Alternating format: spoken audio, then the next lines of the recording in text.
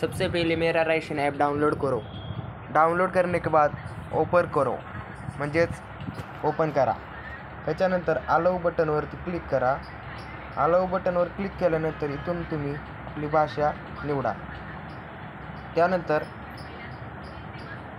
आधार सीडिंगवरती जावा आणि तुमचा इथं आधार क्रमांक टाकून घ्या।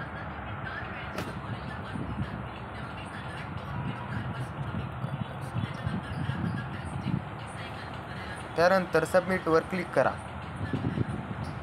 सबमिटवर क्लिक केल्यानंतर इथे तुम्हाला दुकान संख्या तसेच राशन कार्ड नंबर, योजना, मूळ जिल्हा, मूळ राज्य असं सर्व काही दिसून जाईल आणि त्या राशन कार्डामध्ये किती जणांची नावे आहेत ती सुद्धा इथे तुम्हाला पाहायला मिळतील व कोणाकोणाचा आधार कार्ड लिंक आहे ते इथे तुम्हाला दिसेल।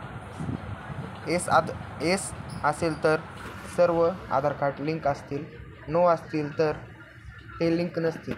तर आजच्या व्हिडिओमध्ये एवढंच होतं। भेटू नवीन व्हिडिओमध्ये। व्हिडिओ कसा वाटला कमेंटमध्ये नक्की सांगा।